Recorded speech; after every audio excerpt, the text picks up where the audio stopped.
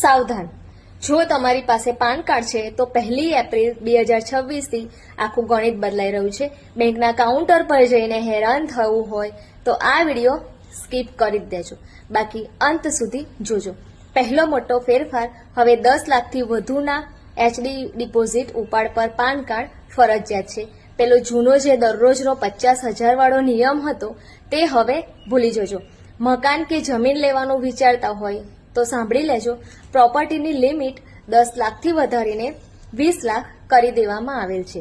જો 20 લાખથી ઉપરના સોદામાં પાન કાર્ડ વગર કામ નહીં ચાલે. આ વખતે સૌથી મોટો ફટકો એ છે કે 5 લાખથી વધુની ગાડી ખરીદશો તો પાન કાર્ડ જોઈશે જ. પણ પહેલી વાત, 2 વ્હીલરની પણ આ લિસ્ટમાં સામેલ કરી દેવાય છે.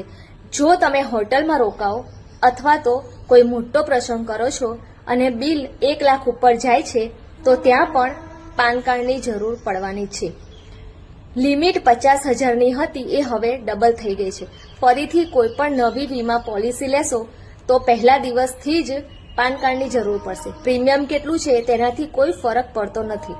યાદ રાખજો, જો ભૂલથી પણ ખોટો પાન કાર્ડ નંબર આપ્યો અથવા તો નથી આપ્યો તો ઇન્કમ ટેક્સની કલમ 272B હેઠળ 10,000 રૂપિયાનો સીધો દંડ થવાનો છે. 2026માં કોઈ પણ આર્થિક નિર્ણયો લેતા પહેલા આ વિડીયો ફરી એકવાર જોઈ લેજો. અત્યારે જ આ માહિતી તમારા મિત્રોને અને પરિવારજનો સાથે ખાસ શેર કરો. અને આવી જ માહિતી, ઇન્ફોર્મેશન માટે જોતા રહો મારો વિડીયો અને મને ફોલો કરો.